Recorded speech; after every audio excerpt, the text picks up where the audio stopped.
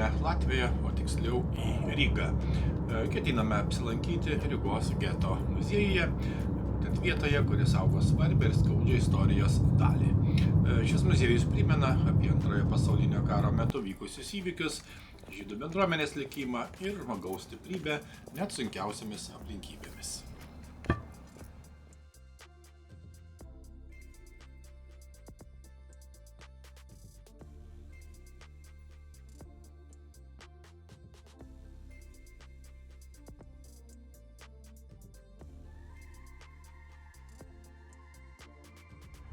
Šiandien vėl esame Rygoje ir lankomės taip pat reikšmingame, prasmingame muziejuje, tai Rygos geto ir Latvijos holokausto muziejus.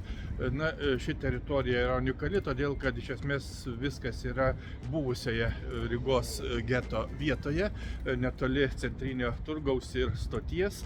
Ir ši teritorija iš esmės yra nepakitusių nuo Antrojo pasaulinio karo laikų. Žinoma, prieš restauruojant šią vietą ir rengiant muziejų čia buvo sandėliai, kaip visada, sovietmečiu, mažiausiai tai, kam rūpėjo. O 2010 metais čia buvo įkurtas muziejus, taip pat be abejo istorinė vieta ir atminimo vieta apie žydų tautos tragediją ir žinoma holokaustą. Taip kad tikrai įdomus, vertingas istorinių atminties požiūrių muziejus, kurį tikrai pravartu aplankyti.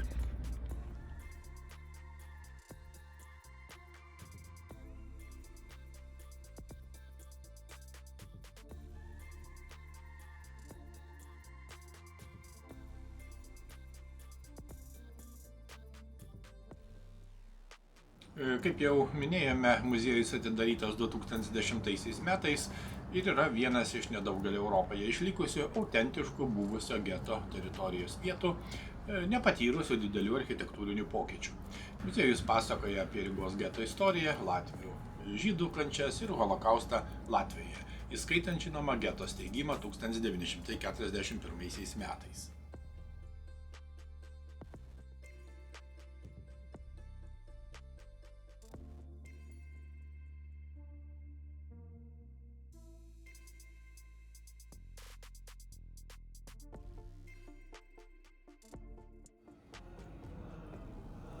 Jau minėjome, kad getas buvo įkurtas 1941 metais nacistiniai Vokietijai okupavus Latviją. Čia buvo priverstinai apgyvendinta daugiau negu 30 000 Rygos žydų. Didžioji dalis jų buvo nužudyti 1941 metų pabaigoje per masinės žudynes netoli Rygos, Rumbulos miške. Vėliau į getą buvo atvežti žydai ir iš kitų Europos šalių. Pavyzdžiui, yra ekspozicija skirta pagerbti žydus, kurie buvo pervežti iš Terezinštato geto, dabartinis Terezinas Čekijoje, būtent į Rygą sunaikinti. Ir parodoje eksponuojamos taip pat išskirtinės nuotraukos, įvairūs archyviniai dokumentai, ir daugelis žinoma jų yra iš privačių kolekcijų. Be to, muziejus daugiausiai yra po atviru dangumi, todėl galima taip pat autentiškai pajusti ir aplinką.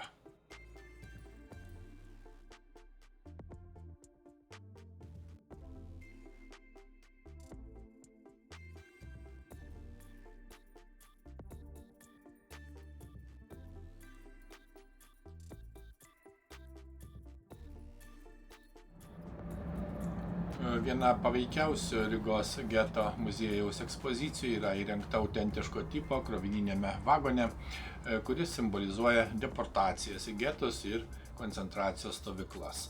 Žydai buvo grūdami į ankštus medinius vagonus be sėdimų vietų, kelionės trukdavo kelias dienas ar net ilgiau, nebuvo užtikrintos jokios higienos, vandens ar maisto sąlygos, žmonės tiesiog kentė šaltį, badą ir žinoma nežinią.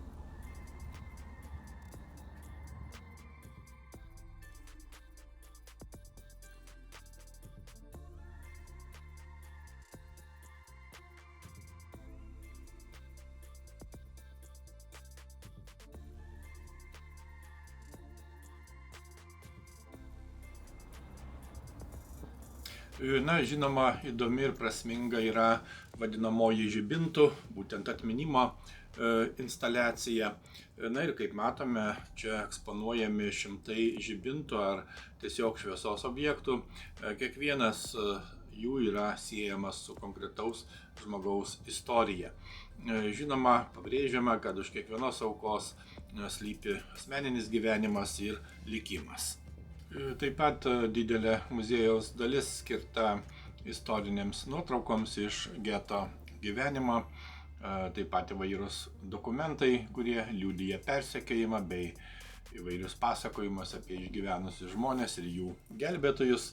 Na, šios ekspozicijos išties leidžia pamatyti ne tik tragediją, bet ir žmonių kasdienybę, na ir jų patirtus sunkumus ir išgyvenimus.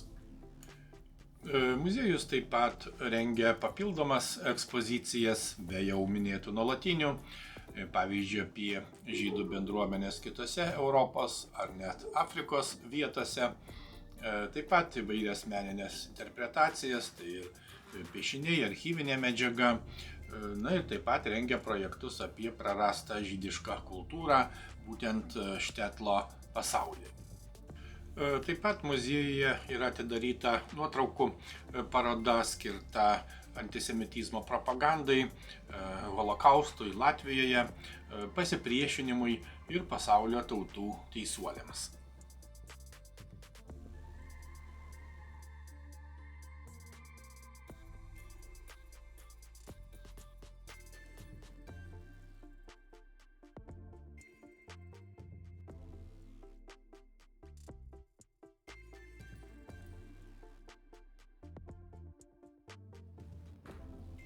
Vienoje iš tamsių patalpų yra autentiškų piešinių ekspozicija.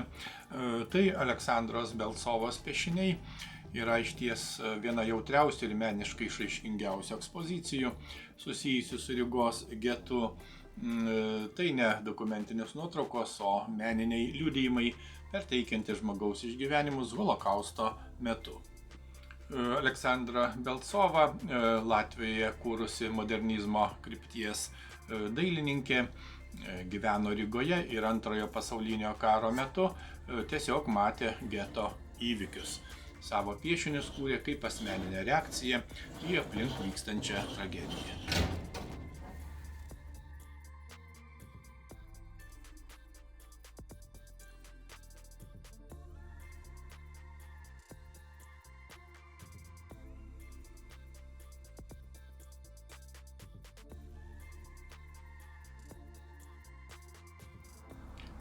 Žydų simbolių aikštė taip pat viena iš labiausiai simbolinių ir apmąstymui skirtų vietų Rygos geto muziejuje. Ji nėra tradicinė ekspozicija su kažkokiais tai tekstais ar eksponatais, tai tiesiog atminimo erdvė, kuri kalba per simbolius. Aikštėje dominuoja Dovydo žvaigždės motyvas, tai yra pagrindinis žydų tautos ir religijos simbolis. Holokausto metu ši žvaigždė buvo priverstinai nešiojama kaip pažeminimo ir atskyrimo ženklas. Na, muziejuje jie atgauna savo pirminę reikšmę kaip tapatybės ir atminties simbolis. Taip pat matome pavaizduotas hebrajų raidės, pagamintas iš įvairių Latvijos medžių.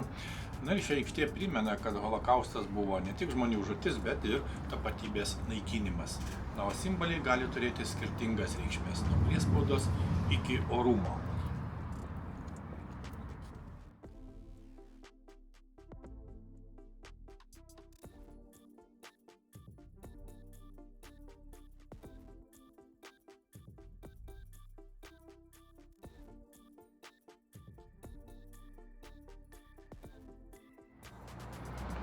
Užeiname į Rygos geto namą, tai muziejuje atkurtas gyvenamasis pastatas, leidžiantis pamatyti, kaip žmonės iš tikrųjų gyveno geto sąlygomis. Tai viena autentiškiausių ir labiausiai priartinančių ekspozicijų. Namo vidus atkurtas remiantis istoriniais šaltiniais. Tai mažos ankštos patalpos, kuriuose gyveno kelios šeimos vienu metu. Minimalūs baldai, lovos, stalai, krosnis ir beveik jokio privatumo ar asmeninės erdvės. Na ir pirmajame namo aukšte yra miniatiūrinės sinagogų kopijos, kurios kadaise stovėjo Rygoje ir kitose Latvijos miestuose. pastatai sunaikinti arba smarkiai apgadinti Antrojo pasaulinio karo metu. Skirtingų architektūrinių stilių maldos namai nuo paprastų iki gana puošnių.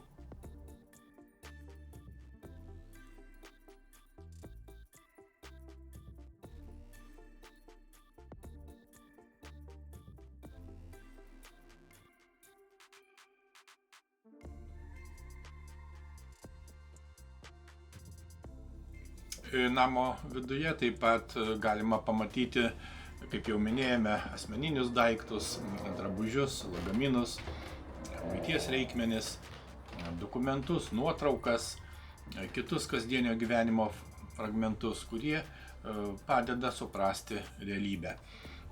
Svarbu, kad ekspozicija perteikia ne tik sausus istorinius faktus, bet ir kasdienio gyvenimo tikrovę.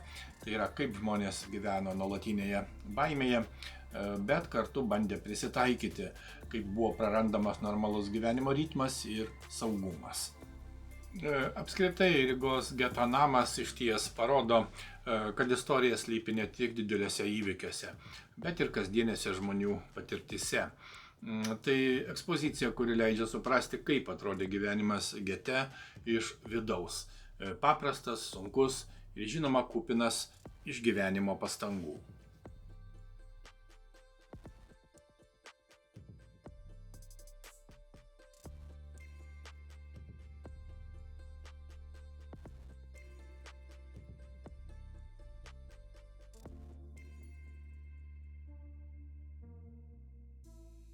Dar viena reikšminga ekspozicija, vadinamosios atminimo sienos, jos yra dvi, būtent mažoji ir didžioji.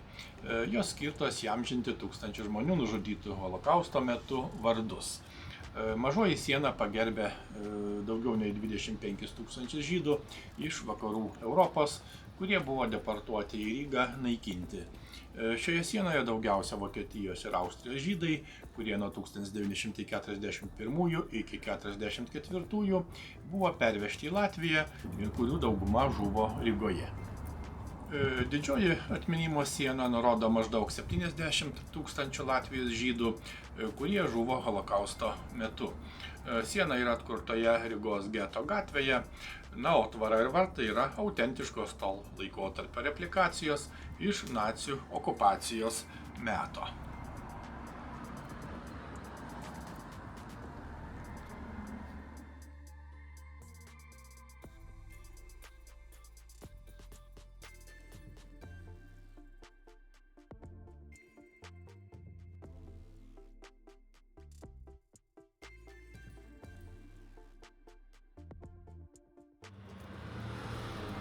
Nors mūsų apsilankymas Rygos geto muziejuje buvo trumpas, jis paliko išties gilų ir autentišką įspūdį.